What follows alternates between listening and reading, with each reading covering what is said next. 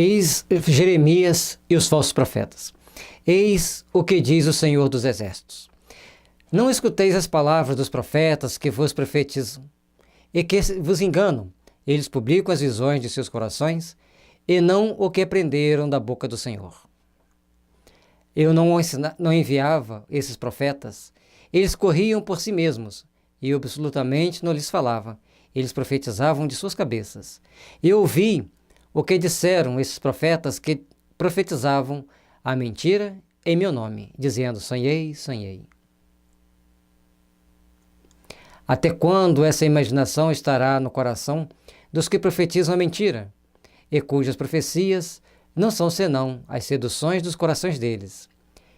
Se, pois, esse povo, ou um profeta, ou um sacerdote vos interrogar e dizer: qual é o fardo do Senhor? Diz-lhes: vós mesmos sois o fardo, e eu vos lançarei bem longe de mim, diz o Senhor. Jeremias, capítulo 23, versículo 16, 18, 21, 25, 26, 33. Vamos voltar aqui para a gente ir lendo e comentando. Aqui nessa parte, quando ele diz que o Senhor não escuteis as palavras dos profetas que vos profetizam e que vos enganam, e eles falam que eles publicam as visões do próprio coração e não aquilo que eles ouvem na boca do Senhor. Aí vem a questão: quando que nós vamos discernir uma coisa da outra? Porque os profetas eram pessoas que as pessoas procuravam para obter conselhos, porque ali está escrito mais ou menos para a gente entender isso. E aí o que ele nos diz? Que esses espíritos que blasfemam, e eles dizem que o Senhor o disse: tereis paz, e a todos os que andam na corrupção de seus corações, nenhum mal vos acontecerá. Se ele está dizendo que a pessoa está andando na corrupção do coração, como que o mal não acontecerá na vida dele? Por que não vai acontecer o mal? Entenderam o erro? Uma das formas da gente entender quem são esses espíritos é como ele começa a lisonjear demais, elogiar demais, fazer muitas boas provisões para aquela pessoa. Mas qual dentre eles assistiu o conselho de Deus? Qual o que ouviu e escutou o que ele disse? Porque quando ele fala que escutou a vontade de Deus, porque Deus, em seu infinito amor e sua infinita misericórdia, vai querer nos esclarecer dos nossos enganos, das nossas corrupções, e querer que nós sigamos um caminho do bem. Logicamente, se você é profeta e diz a verdade sobre a vida daquela pessoa, ele tenderá a se afastar. Eu não enviava esses profetas, eles corriam por si mesmos, e absolutamente não lhes falava, eles profetizavam de suas cabeças. Então, tanto não é Deus que enviava esses profetas. Eles ficavam fazendo as profecias de suas próprias cabeças. Não tinha lógica aquilo que eles falavam. Eu ouvi o que disseram esses profetas, profetizavam a mentira em meu nome, dizendo: sonhei, sonhei. Então muitas pessoas, eles sonham realmente com alguma coisa que vai acontecer. Mas a pessoa nunca te viu. Chega 10 pessoas lá para se consultar, para essa entrevista, para esse diálogo. Ele fala: eu sonhei. Então está errado.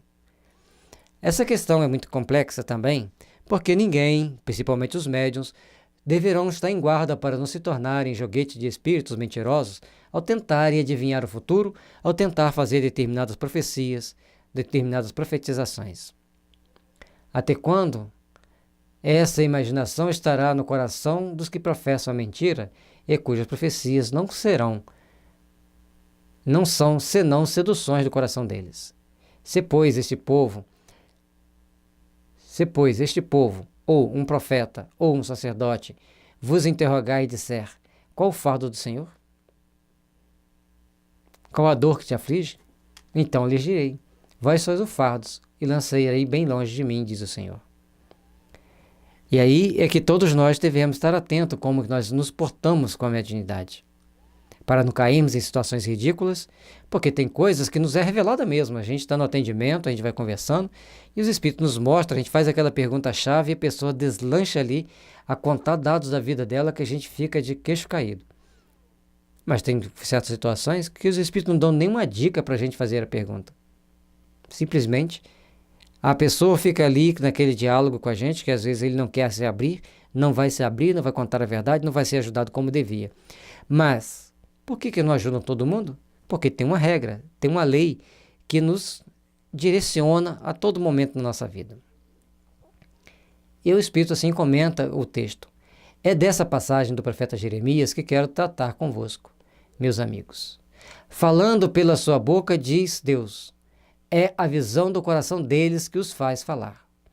Essas palavras claramente indicam que, já naquela época, os charlatães e os exaltados abusavam do dom de profecia e o exploravam.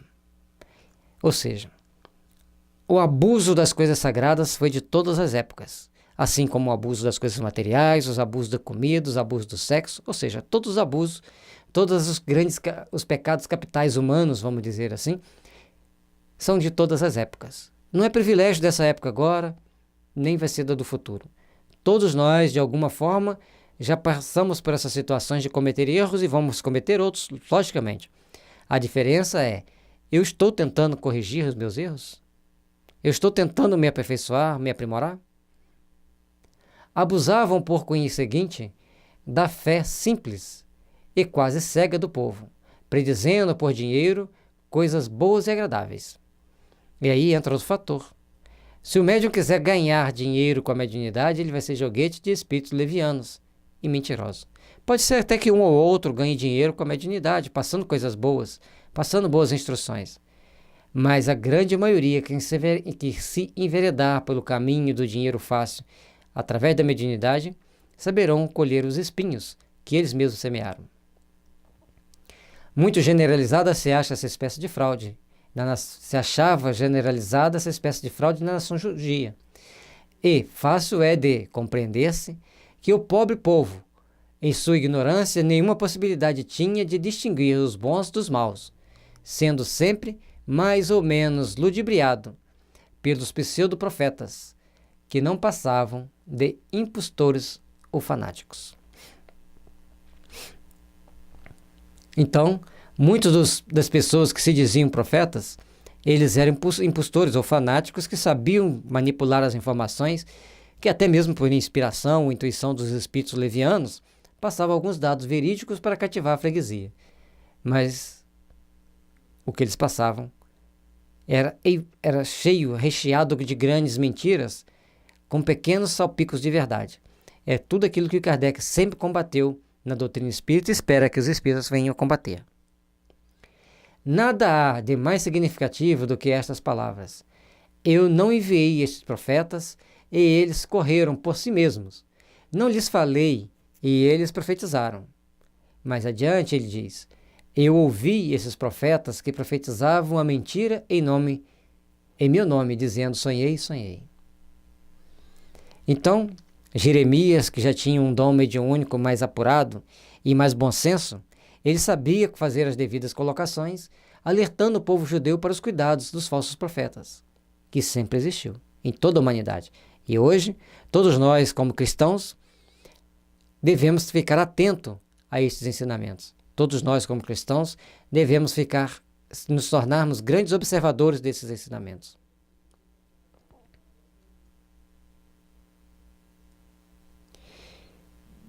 Indicava, assim, um dos meios que eles empregavam para explorar a confiança de quem era objeto.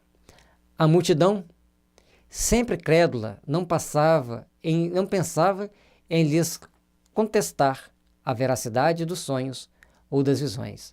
Achava isso muito natural e constantemente os convidava a falar. Uns para rir, outros para zombar e outros porque queriam algumas informações, mesmo sabidamente mentirosas ou desprovidas de grande verdade, mas mexia com a imaginação da população. Aqueles profetas diante da multidão mexiam com o imaginário popular e as pessoas naquele momento eles viviam seus momentos de ilusão, mesmo sabendo que não era uma grande verdade. Mas aquilo de alguma forma massageava-lhes o ego ou o coração, aflito, e estavam aquelas pessoas ao seu dispor. E eles os ouviam. Esse é o cuidado que nós temos que ter para não criarmos ilusões e fantasias na mente daqueles que nos acompanham, que um dia seremos responsabilizados por isso. Após as palavras do profeta, escutai os sábios conselhos do apóstolo São João, quando diz: não acrediteis em todos os espíritos, experimentai se os espíritos são de Deus. Porque entre os invisíveis também há os que se comprazem em iludir, se lhes depara a ocasião. Os indivíduos são, está-se a ver, os médiuns que se não precatam bastante. Os iludidos são, está-se a ver, os médiuns que não se precatam bastante.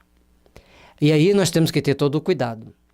Aí nós temos que ter toda a atenção possível para nós não cairmos dessas tentações, não nos deixarmos iludir por espíritos mentirosos e ficarmos muito vigilantes para que a gente realmente possa ajudar, dentro dos princípios estabelecidos por Kardec, como que nós vamos auxiliar, como que nós vamos consolar as pessoas.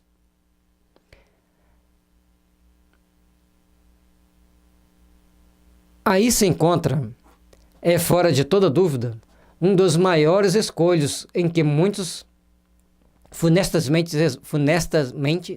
esbarram. Mormente são novatos no Espiritismo. É-lhes isso uma prova de que só com muita prudência pode triunfar. Aprendei, pois, antes de tudo, a distinguir os bons e os maus espíritos, para por vossa vez não vos tornardes falsos profetas. Luoz, Espírito Protetor, Charles Ruhe, 1861. Bom, mais uma vez ele está nos mostrando a cautela que nós precisamos ter, principalmente se somos novatos na doutrina espírita, se somos novatos nos trabalhos mediúnicos, e mesmo a gente que já está mais tempo trabalhando, temos que também ser vigilantes para não cairmos nas tentações, para não cairmos em determinados engodos que mais tarde será bastante triste. Bom, a gente tem visto irmãos nossos, valorosos trabalhadores do Espiritismo, que num dado momento caem por vacilo, por excesso de zelo, por excesso de capricho e às vezes por falta de amparo do grupo. Então todos nós temos que ficar atentos. Não estou aqui falando mal de ninguém. Quero que nós estejamos conscientes das nossas responsabilidades, que todos nós estejamos conscientes de que é necessário aprender a ajudar, aprender a trabalhar no bem e aprender a construir nas bases da paz, do amor e da fraternidade um grupo coeso, amigo, que cultive a verdadeira e sincera amizade para realizar o bem incondicional onde estivermos. E essa frase é importante, está no livro Homeopatia, Tratamento para o Espírito e para o Corpo. Conhecimento mais espiritualização é igual a saúde. A misericórdia divina leva-nos à esperança. Então, o que é a saúde? Bem-estar em todas as dimensões do ser. E muitas das vezes, o conhecimento e a espiritualização nos dará, e esse conhecimento é importante que a gente entenda, que ele nos dará a oportunidade de sempre observar o que é bom para nos manter a saúde, o que é bom para nos manter mais espiritualizado e para que a gente, dessa forma, possamos crescer realmente para Deus. O próximo capítulo é Não Separeis o que Deus juntou. Para você adquirir o livro, você pode entrar no site da FEB e, nesse espaço, você escreve Evangelho segundo o Espiritismo, ele virá ali para que você o tenha em casa, para que você leia, para que você o estude e engrandeça seus conhecimentos, fortaleça sua alma para os grandes embates que a vida nos oferece. Muita paz, que Jesus nos abençoe e nos ilumine. E que a luz do amor e da fraternidade possa estar nos envolvendo, possa estar nos fortalecendo para as grandes realizações do Espírito. Que os nossos lares sejam abençoados por Deus, abençoados por Jesus e pelos bons Espíritos. Que os bons Espíritos que trabalham em nome do Senhor possam nos envolver, nos dar sabedoria e discernimento, para podermos trabalhar, edificando as grandes verdades em nossas vidas, em nossas almas, e podermos ser realmente bons cristãos, aqueles que trabalham pelo Senhor, pela obra do Senhor. Que Jesus abençoe a todos nós, envolvendo-nos no seu amor e na sua luz. Que assim seja.